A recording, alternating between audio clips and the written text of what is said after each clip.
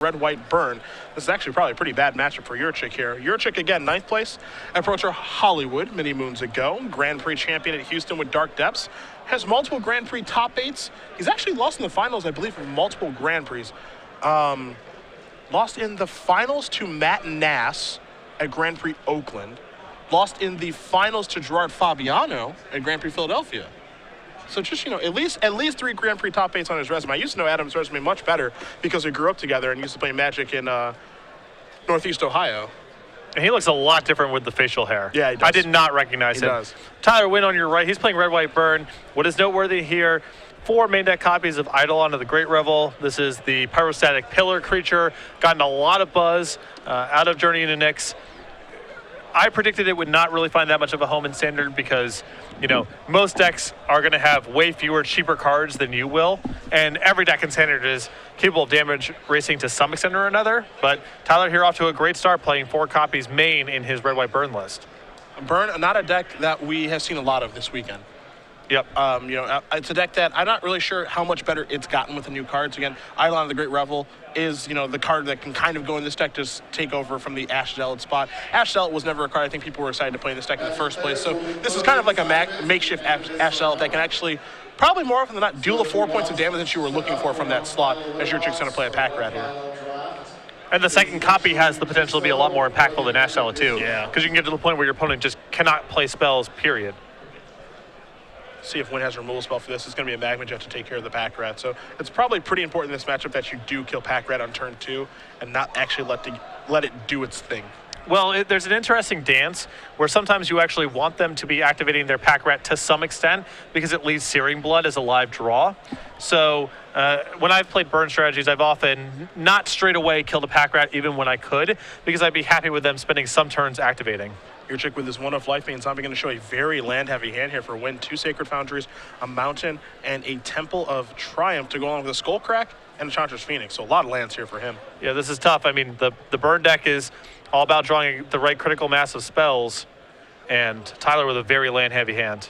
Talking to Yurchick in between rounds, he just said, I haven't had the time to actually play a lot of competitive Magic recently, as there's a Searing Blood off of the top. Yurchick's going to take 3 from that, 2 damage to the zombie. He's going to make sure he knows exactly what that does. But, basically saying, I haven't had the opportunity to play as much competitive Magic as I'd like, but with Journey to Nyx coming in to both formats, the PTQ format, which is sealed, and into Standard, he said now's a pretty good time to jump back in. So he's been firing up the old Magic Online, which is where we used to chat and hang out a bunch, and he's obviously off to a nice start here. Lost round 1, has ran off 5 in a row, so he's going to fire up Mutavault. And I was not a big fan of that turn there from Tyler. I think I would have just deployed Chandra's Phoenix. That means what likely happens is Adam uses a removal spell on it at some point down the line, and then you can use the Searing Blood to take care of the Lifebane Zombie. It's also just more mana efficient to spend your 3 mana that turn, leaving you up for a sequence like this turn, for example, where you get both Searing Blood and leave up mana for the Skullcrack. In for 2 does come the Phoenix, however, and this is Devour Flesh from Yurchick, going to take care of the Phoenix here. So Yurchick going to avoid taking 2 points of damage here, and it's kind of what you spoke about as far as mana efficiency is concerned. Additionally, you could say, for the most part, that Searing Blood is always going to be turned on, but it's very important that you actually do get your points in with Chandra's Phoenix when you have the opportunity, as Yurchick's going to come across for 2 here with that Mutavault. Yeah, with a Lifebane Zombie in play and a Mutavault for Yurchick, there's almost no way that the Searing Blood gets stranded. So then the priority should be, how do I maximize damage? I think Tyler would have been better served just casting Chandra's Phoenix on the 3rd turn. Yurchick giving it that pen its all right now to see if he can get it to work. Doesn't look like that's going to be the case as he keeps scribbling away here.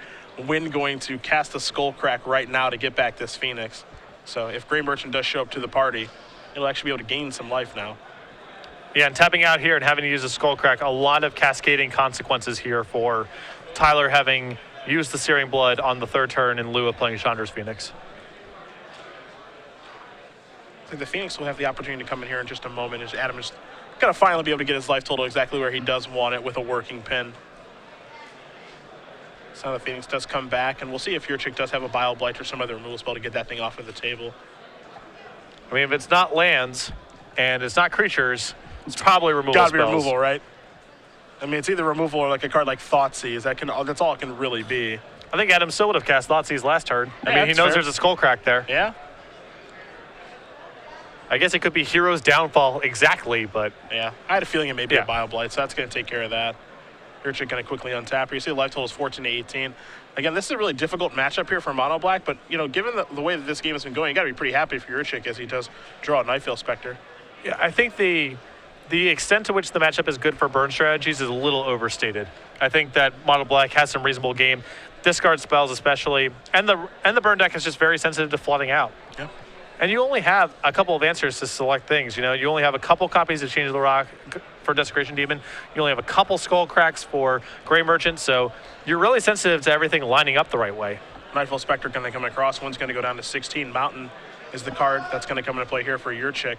We'll see if he tries to deploy a card like a Grey Merchant or not. Looks like he's just going to tap 2 mana. Maybe we have a Pack Rat here. That is what we do have, so things are really going to speed up here. I like this sequencing from Yurchick quite a bit, trying to squeeze every bit of value he can of other stuff, and then finally landing the Grey Merchant as the Haymaker, also giving Tyler an opportunity to deploy other Skull Cracks before he wants to hit with Grey Merchant. Winn does deploy his second Skull Crack of the game. You see Yurchick's life total. He's down to 11, potentially 9 with the Chandra's Phoenix in Winn's grip. A little bit scary territory here, but Yurchick can close the game out pretty quickly with those Pack Rats, so we'll see what ends up happening. There is a Sacred Fountain. It's going to come to play on tap. One's going to go down to 14. Winn going to fire up some mana here. There is a Phoenix. Will it come into the red zone? The answer is yes. Yurchick goes down to 9. See the life totals here, 9 to 14 in favor of Winn. Boros Charm and Skullcrack at the ready. Yurchick going to activate Pack Rat, discard a Swamp here. So Rat Token going to play. We've got 2/2s with the potential for so much more on the next turn. So Yurchick will untap. He is going to take a draw here. And can he attack for lethal this turn? Maybe? Well, he's coming across for, this is 6, and then the Grey Merchant trigger is for 7. So that is short on board. If Yurchick has an untapped mana, then he can activate Mutavault and then produce a lethal attack. And so if he were to just to fire at Mutavault right now, the Rats would be 3/3s, and then he can make a Rat, so that'd be 4, 8, 9, 10, 11, 12, still short. Yeah. Okay. If he has untapped mana and Grey Merchant, then he has it. Okay. I think the problem here for Yurchick is that Winn has another copy of Skullcrack in his hand. Yep. I think he may have found the third one this game. Yurchick might actually put the brakes on a little bit, though.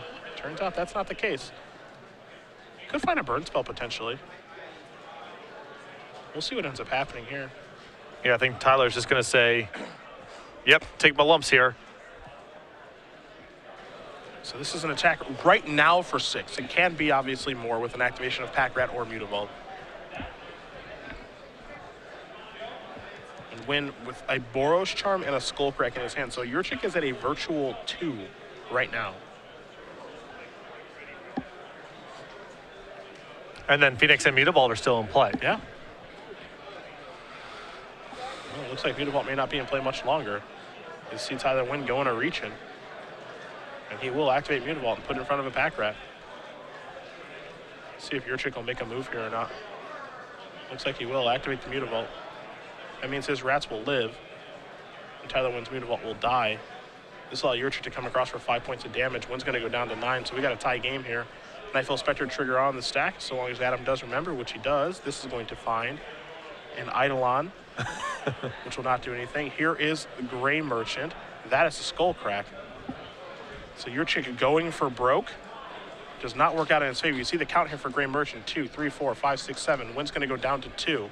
But 2 is not 0, as Yurchick is at 6. But if Tyler played that land on tap last turn, he probably has Boros Charm or some other burn spell in hand. And he, yep. Mm-hmm. So that's Xaxes. That's going to do it. The Boros Charm is going to get the job done along with the combination of Chandra's Phoenix. And we'll be going to a second game here. As Yurchick kind of being a little bit reflective, you can see. Maybe wondering if maybe he made a mistake. He did have a Devour Flesh in his hand at the end of that game. Yeah, it's tough because, there's so many different things that you're playing around there. Playing the land untapped from Tyler there, given that Tyler's already played 2 copies of Skullcrack, and he thought so long about playing the land untapped there, if I was in Yurchick's position, I would probably be playing around War Leader's Helix. That's the card that sequence of plays would lead me to believe. And if that's the case, then I like the way that Yurchick played that turn. It happened that Tyler had Boros Charm plus Skullcrack, which ended up punishing Adam for the way he played the game. But my initial read, were I in Adam's position, would be the card in hand is War Leader's Helix. Take a look at the sideboards here. Adam Yurchick will be on the play for game number 2. We've got 4 Duress, 2 Lifebane Zombies, 2 Erebos God of the Dead, 3 Doomblades, 2 Dark Betrayals, and 2 Freakus Cures. Well, I think it's actually pretty straightforward stuff here. Duress, yes. Freakus Cure, yes. That's 6. You can make arguments for Doomblade or Lifebane Zombie in this particular matchup, but I think it's a pretty easy 6 to start moving in. He can maybe sideboard out these Heroes Downfalls, which are pretty poor. Bio Blights could be pretty bad as well, and just move forward from there. I think Lifebane Zombie's got to go. When I have been playing, when I played Burn against Mono Black, if Searing Blood is live, the matchup's really easy. And if Searing Blood is straight into my hand, the matchup's really hard. So the first thing to do is get rid of cards that are susceptible to that. I actually think even Pack Rat is a card that Adam should very strongly consider removing from his deck. I think that the upside of winning the game with Pack Rat is more than outweighed by it just being a big Searing Blood target. On Tyler Winn's side? 4 Fire Drinker Satyrs, 4 Satyr Fire Dancers, so we've got the Fire Satyr party. 2 Chain of the Rocks, 2 Staff of the Flame Magus, 2 copies of Wear Tear, and a Chandra Pyromaster. This is interesting because Tyler has the option of either going, basically removing the creatures altogether, which is one path, or bringing in more creatures. I think that what he's most likely to do is bring in the additional copies of Fire Drinker Satyr, and I think 2 copies of Chain of the Rocks as well. I'm not sure exactly what he's going to want to cut. I think Eidolon of the Great Revels is pretty bad against Mono Black Devotion. They have a lot of impactful 4 and 5 mana spells, and if they have Pack Rat going, they don't need to cast any spells for the rest of the game. And they are capable of damage racing Q, so your life total matters as well. So I think Fire Drinker Satyr is essentially the same threat, but a little bit more efficient. I think the Chandra is okay in this matchup too, as sometimes they can't really attack a Planeswalker effectively. And as you mentioned, it's possible Adam is removing some copies of Heroes Downfall anyway, so your Planeswalker may be a little bit more stable. And I think the extra Chain of the Rocks, more answers to Desecration Demon, of course. And I like Chain of the Rocks against Nightveil Spectre decks because you don't have that many removal spells for Nightveil Spectre, and that card's pretty frustrating. It blocks Chandra's Phoenix effectively, it messes up your scries off of your temples. That card is subtly, and it provides 3 devotion for Grey Merchant. That card is subtly a bit of a headache for Red White Burn. So having more answers to that card, I think is good as well. If you're just joining us, Cedric Phillips, Patrick Sullivan, Star City Games Open Series here in Cincinnati, Ohio. Round 7 of 10 is where we are. We are humming along here on this beautiful Saturday at SCG Live, hashtag SCGCIN. For your tweets, I know that some people actually in the building are tweeting. One man whose name will not be revealed, not a fan of Jeff Hooglin playing his creatures in front of his lands. Oh, yeah. Excuse me, his lands in front of his creatures. Excuse me. If it were up to me, that would just be a DQ with no prize penalty. But I'm not the one who makes the rules, so. Well, thank goodness for that. Some players would have to go. Yeah, no, that's fine by me. Have some respect for the game. Have some respect for the game. I'm exaggerating, of course, but it does hurt me. Are you? I'm not entirely convinced that you are. I'm not convinced that you are.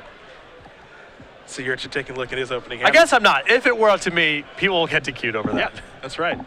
The truth finally comes out here as Adam is going to fire away with the duress. See what Tyler's working with. You see a Sacred Foundry, a Shock, 2 Eidolons to go along with a Skullcrack, a Lightning Strike, and a War Leader's Helix. Whoa, someone means business. It's kind of a bold keep. This is a really bold keep. Now, to be fair, I don't think this deck mulligans very well, but I think you can mulligan at least once when you're on the draw. Nope. Not against Mono Black at your board when they have to rest. You just have to keep nearly anything. You think so? Yep. All right. Fair enough. If you mulligan to 3 lands, 3 spells, and they duress you, you lose the game. Yeah, so sure. you just have to keep hands like this. I know it looks bad, but I would have kept this 7-2. Oh, there goes Lightning Strike. See if Tyler's able to find a land in one of these draw steps here. First draw is a War Leader's Helix. Just pass the turn back. It can't even really just be any land. It needs to be... he has 4 copies of Mutavault in this deck, too, so... That'd be bad. He can't cast his Eidolon, of course, if that happens, so... Eidolon of the Great Revel, a card that, we're going to see how good this one is. I think this is going to be a bigger player in high-power formats than low-power formats. Legacy and Modern, sign me up. I can build plenty of decks where this thing's going to be powerful. Standard, I think it's much harder. Just as a thought sees. So Yurchick wants this go around. So the card that was picked up was a copy of World Leader's Helix. Far away from those. Yurchick's looking, he's going to take an Eidolon here. Pass the turn back over to Winn. See if Winn can find that second land. He does. All right. We got a game. Yeah, there's an Eidolon. Yurchick will untap. He'll take a draw. This is a Mutavault. Followed up with a Devour Flush. So he'll have to take a little bit of damage to do that. All right, so this card was essentially exactly the same as Astel it would have been. Yep. And Yurchick going to fire off to rest too. See a hand here. Relevant card, Shock and Skullcrack. The discard plan is really hard to beat. This is tough on burn. Yeah. It's still incumbent on Adam to find something to win the game with kind of fast here, but Adam going to take down that War Leader's Helix. There's a Temple of Triumph. How do you feel about taking War Leader's Helix as opposed to Shock or Skullcrack there? well, you can really only lose this game if Tyler is drawing lands anyway, so you might as well take the highest impact card. Adam looks like he might fire from Mutavault here. Maybe draw out a burn spell. I guess you know, a burn spell that's going to that, not the dome, is perfectly fine. You're gonna play a mountain, playing a swamp past the turn back. The way that Adams played this game already represents to me a land-heavy threat-light draw. So you're happy to trade a burn spell there that way. No War Leader's Helix here from Winn. He's gonna fire from Mutavault, come to the red zone. Yurchick very quickly gonna cast a removal spell. It's a Pharika's Cure. And Boros Charm is gonna save that Mutavault though. I guess the thought process here is that Mutavault's gonna deal more damage over the long term. Yurchick will still get his 2 life. Yes. So this is a push on the damage. Yeah. Yurchick just passed the turn back, just looking for a threat that he hasn't found. Though it's not clear to me that this Mutavault is worth more damage in the long term. Yeah, hard to say. There's a Doomblade. I think I would have just Skullcracked that last turn and let it go. Sacred Foundry. Now here's problem number 1. Desecration Demon has shown up to the party. Yurchick has finally found a threat. Now it's on Tyler Winn to actually draw a copy of Chain to the Rocks. It looks like he drawn a copy of Mana Confluence. Yeah, there's 2 copies in the list here. You know, a couple white spells, Boros Charm and War Leader's Helix. Adding a couple copies of Mana Confluence essentially allows him to remove the Boros Guildgates from the list. Whether or not that's better or worse than having a Boros Guildgate is unclear to me. Well, if one Desecration Demon's good, the second one's certainly better. These things are really good against burn. Fast Demons are where it's at. War Leader's Helix does go upstairs. Yurchick goes down to 12, Winn up to 18, but he's got to contend with 2 6/6s right now, and that's very, very hard for Burn to do. I think that I would be loath to add Mana Confluence to this deck when you're playing with Eidolon. I think that's just too much self-damage. Yeah. I'd probably just play the Guildgates and appreciate that sometimes you're going to stumble a little bit. Yurchick gonna untap and draw after Winn just plays a mountain and passes the turn back. In for 12 we go. Winn's gonna go down to 6. There's a Mutavault from Yurchick before passing the turn back. Winn will take a draw. He's just got a Skullcrack as far as spells are concerned. A Shock is added to the grip. 5 is not 12, and we're gonna play a third one, my friend, as Adam Yurchick does win game number 2. Mono Black Devotion, Red White Burn. They're even up. Now that you've seen Pharika's Cure, do you make more of an effort to just bail on your creatures altogether? I would want to. That's the question that Tyler has to answer here. When you're getting hit with Doomblades and Heroes Downfalls, that's one thing. When your opponent's shown that card, that to me is a strong sign that you need to be thinking about exactly how many creatures do you want in your deck. Yeah.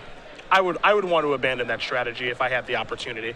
Now, it's interesting because I have seen players like Vidianto Wajaya when we were in Los Angeles, where he boarded in to creatures. He boarded into Fire Drinker Satyr and other things of that nature and just tried to overwhelm you with the creatures. At the time that was going on, Pharika's Cure had really subsided from sideboard slots. Okay. The rise of monsters meant that people just had to have, you need 4 Doomblades and 2 ultimate prices in your sideboard, or whatever the case may be. There wasn't that much little creature aggro, and you didn't need to have more answers to Pack Rat anymore because you just had Bile Blight.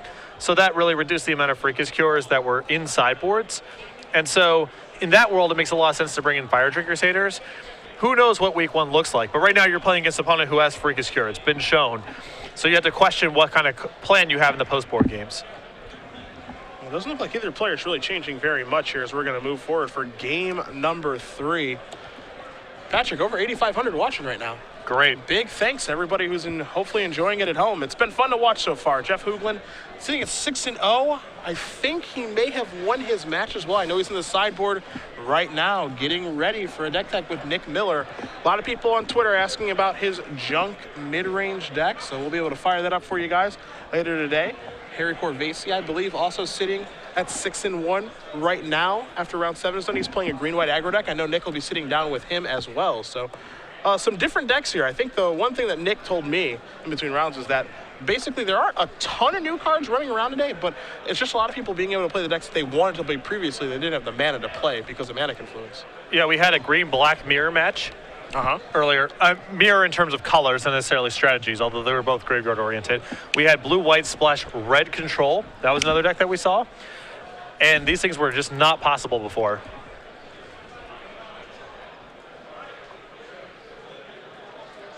I like that, though. I like that people can play these decks now. Yeah, I like the slow progression. I like the building of anticipation. I don't like dumping 10 really powerful dual lands in City of Brass in everyone's lap in Theros and saying, go to work. I like dividing it up so people have things to look forward to. Even if none of the new cards are exciting to them, they get to incorporate new cards. Green-white is a deck that I know Harry is a pretty big fan of, and I know a lot of people have tried, but every time they have to play a Celestia Guild Kit, yeah, they just die inside a little. Even right. Temple of Plenty isn't great. I mean, it works or whatever, but you're not thrilled to do it. That's a card you'd much rather play 2 of. Yes. Although I don't know if you can afford 4 copies of Mana Confluence, and that logic has been, I don't quite understand it. A lot of people think that you can just play 3 or 4 copies of this card. No. It's not like people have historically bent over backwards to play with City of Brass, and even though Mana Confluence is better than City of Brass, you can't twiddle it or port it for damage. In 99% of Magic games, that doesn't matter. It's effectively the same card, and the cost is really high. So I think most decks are going to land in a place where they want to spread of that sort of effect. There are some outliers. Like Naya Hexproof, I think, wants 4 Mana Confluence because that deck is just trying to be as fast and streamlined as possible. But for a deck like Selesnya Aggro, I don't really think you can afford 4 copies of Mana Confluence. I think you want 2 copies alongside a lot of basics, the 4 Ravnica dual lands and the 4 Scry lands. Let's not forget Naya Hexproof can actually gain that life back, too. Yes. Because Unflinching Courage in some versions playing Gift of Orzhova, so we're underway in game number 3 here. Tyler Winn going to play a Temple of Triumph. Top card to the bottom. Kicks it back over to Adam Yurchick, who will play a Temple of Silence. Take a look, see where that card's going to go. That's going to go to the bottom as well before passing the turn back over to Winn, who will take a draw here. You see he's got Eidolon in his hand. He's going to go to 18 here from the Sacred Foundry, and he will play Eidolon of the Great Revel. So we'll see if it's better than Ash Zealot is this game. I'm predicting it'll be the same card. Correct. You are correct. So net, no gain here. Right, it's a push. Freakish Cure showing up there for Yurchick to take care of the Eidolon. Winn will untap and take a draw. Looks like he may have drawn Chain of the Rocks. He's going to play another Eidolon, pass the turn back. Does not find a 3rd land as Yurchick will take a draw here. See if he has a removal spell for that. Looks like he does have a Devour Flesh, and he's going to do this. So again, going to play the role of Ash's Zealot here. Has not been functionally different yet. And now this is a Thoughtseize for Adam Yurchick. See the grip, 2 copies of Chain of the Rocks, a Searing Blood, along with a Chandra's Phoenix and a Magma Jet. Patrick, what do you take? Probably Magma Jet. Unless you have a backup discard spell and a Desecration Demon, and then just go after the Chain of the Rocks. He's going to take a look here at Searing Blood. See if that's what he wants to take. If he has a lot of removal spells, he doesn't necessarily care about the Chandra's Phoenix. He can play around Searing Blood, especially now that he knows about it. So to me, the question is, can you open up a path for a large creature, in which case start attacking his copies of Chain of the Rocks? And if not, just err on the side of taking the Scry card. Scrying is so valuable for the burn decks, and Tyler's hand needs a lot of help right now. Yeah, Tyler needs a little bit of everything right now. Yeah, he needs mana and spells. Looks like Yurchick's going to go with Chain of the Rocks.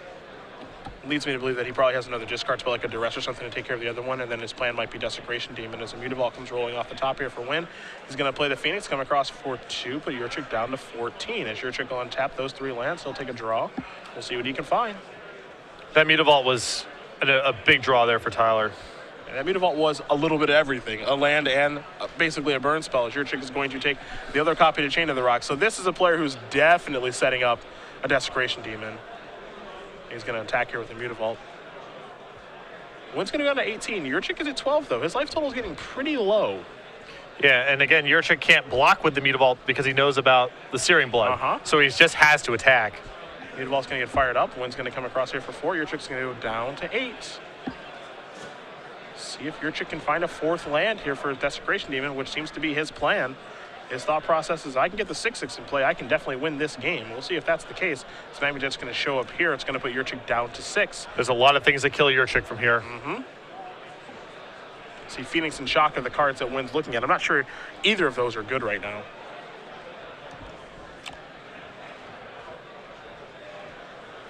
This is a tough play. 5 spots left in the last standard winner box. Looks like he's going to keep them both. Wow, okay. 5 spots left in the next draft. Take an untap. How about a draw? Shock is the card that Winn decided to draw right now. The last draft, about 20 minutes to do so. See, I wonder what Yurchick's hand is right now. Gotta imagine there's at least one green merchant in there. Yurchick being allowed to block here. Ooh. So he's trying to set him up in a spot where he blocks and then can use Shock and Searing Blood to finish off the Demon, get his Phoenix back, knock Yurchick down to 3.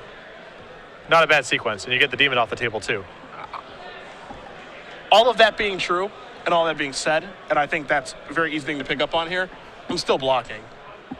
Yeah, well, Yurchick knows that Searing Blood is a card that's in his hand right now. So what else are you going to do? You take this hit right now, and you might just die from damage. And there's a Mutavault in play that could potentially tap down the Demon the following turn. It's really hard to avoid blocking here. Yeah, there's a very real chance that my opponent just goes, oh, I go to force, okay, Boros Charm you. And the only way that this block is a true disaster is if Tyler has 2 copies of Searing Blood, and he can't cast 2 in the same turn because he doesn't have 4 red mana. So you're just going to lose all that stuff. He's going to take 3. He's going to go down to 3. It's a huge exchange of resources here. And Tyler better remember to get that Phoenix back, or this isn't a good turn for him. I mean, he's pointing at it. There we go. Don't forget, he's got a Phoenix on top of his deck, too. Now, the tough thing here for Tyler is that Yurchick just, if Yurchick just, plays another Demon, he's still doing pretty good. Yep. Although, remember, he has a Mutavault in play to sacrifice. The Phoenix gets to hit. Yeah? It's not over. But now, the discard spells for Adam are probably dead draws for the rest of the game. And he also needs to win the game quickly, or he needs something like running Gray Merchants to get his life total back up to a healthier spot. Yeah, he's definitely in a rock and a hard place right now.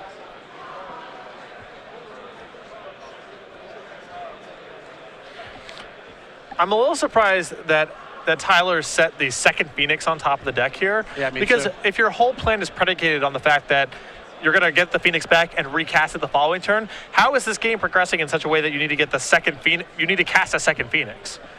At that point, I would rather have more stabs at finding a burn spell, which is what Tyler really wants from the spot. I think keeping the Shock on top makes sense because of exactly the type of turn Tyler was able to have. But I think at this point, drawing a Chandra's Phoenix is worse than the average draw in his deck. See, Adam does have a Gray Merchant in his hand. Now he's just really considering his options on what he can do with it. Because we know he has the 5th land as well. He almost played the Swamp and then he picked it back up. So he's definitely got some things to do on this turn. That we know. Also, remember, he knows that Tyler kept that other card on top. Now, if you're Adam, you have to wonder, okay, what is that other card? What can I beat? What can I not beat? A lot of questions to be asked right now.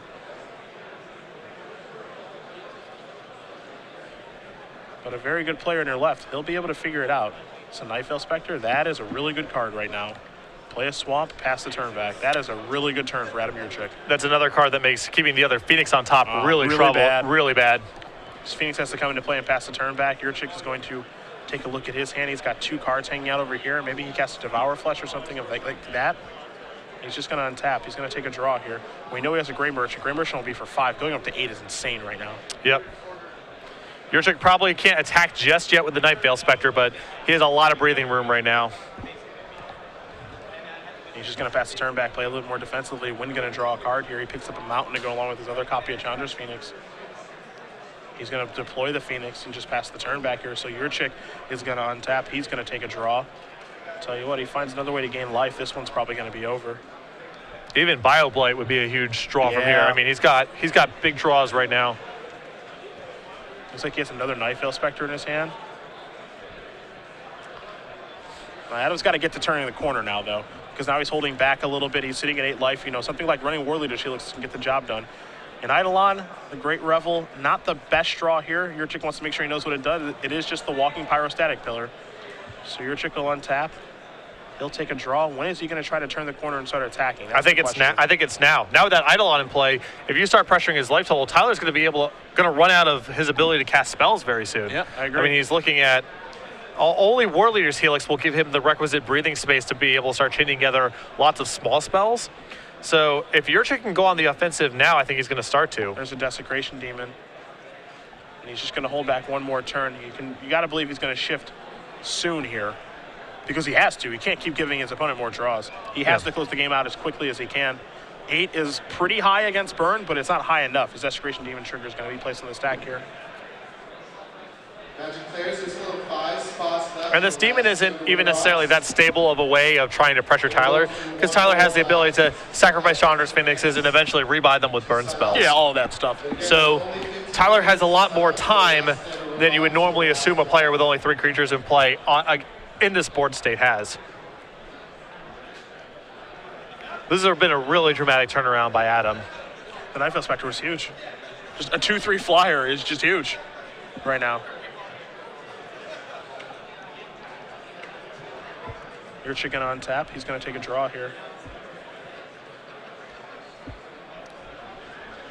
Can he attack? Will he attack? If so, what with? I agree in principle, though. It's got to be something.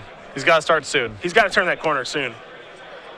Because don't forget, like, his deck has a lot of spells that don't cost very much either. So, you know, the Pyrostatic Pillar effect of the Eidolon is going to matter for him, too. Mm-hmm. He's going to start by attacking with the 6/6. See if there are any blocks here. The answer is no. So Winn's going to go down to 7. That's a really gutsy no block here when you have an Eidolon in play. And Adam does have the ability to start, you know, threatening lethal or close to it, you know, next turn. Adam's done a wonderful job of navigating this game. I'm really impressed. Not quite sure the card in his hand right now. And Tyler Winn, we know he has a mountain. Yurchick side, 2 cards in his hand. Looks like he's considering casting something.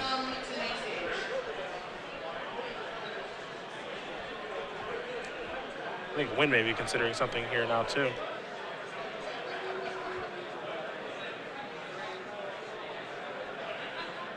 I mean, Tyler's creatures aren't very good right now. It's 4 creatures against 4. He's going to Lightning Strike.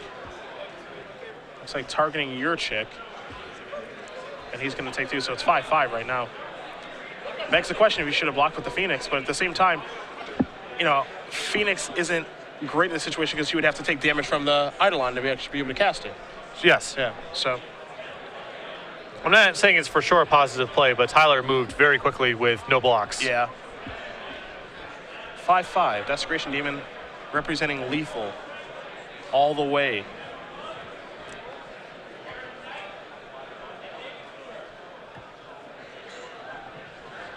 And Yurchick's really getting paid for how defensively he played this game. I mean, even with Tyler missing multiple draw steps here, he's still barely hanging on. He could have gotten more aggressive at some point, and it may have come back to hurt him. Mutavault's going to go active. It looks like the sacrifice of Desecration Demon.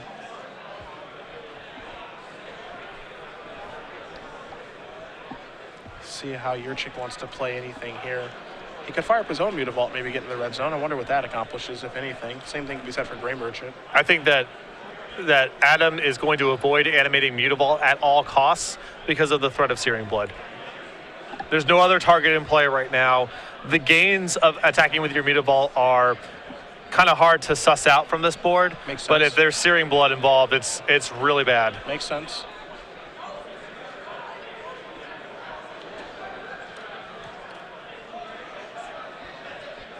Really taking his time on this turn, figuring out exactly what he can attack with, what he can't attack with. I mean, it's crucial that he doesn't make any misstep here. Yep. That's the big thing. On the other hand, he does have a large incentive to try to hit, because if he is able to get Tyler down low enough, he gets locked by his own Is on Eidolon. Yeah, can't cast a spell. Yeah. You see Yurchick, I feel like he wants to attack with one Spectre, maybe.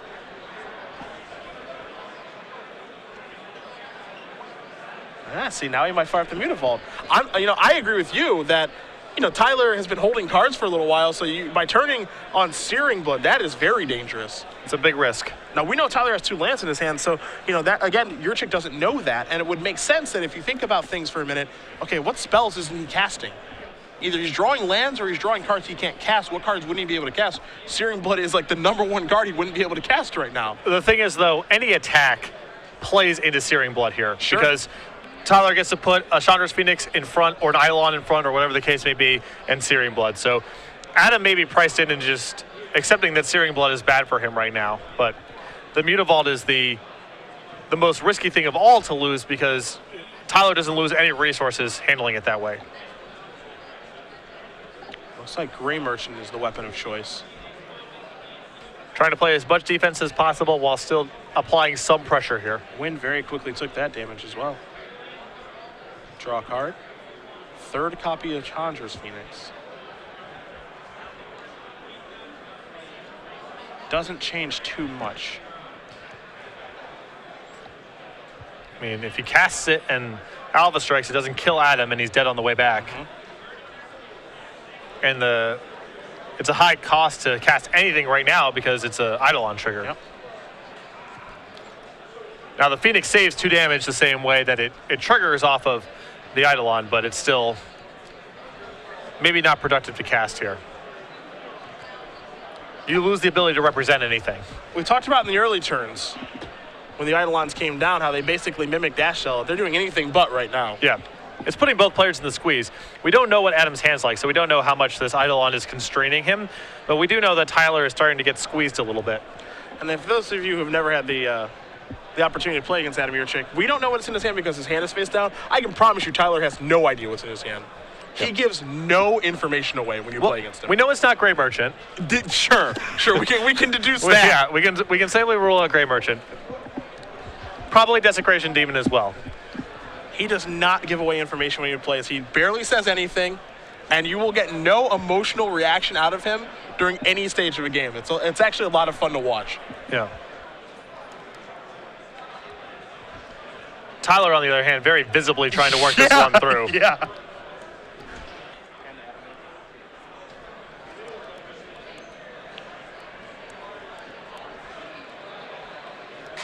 So he's going to untap here, the Desecration Demon.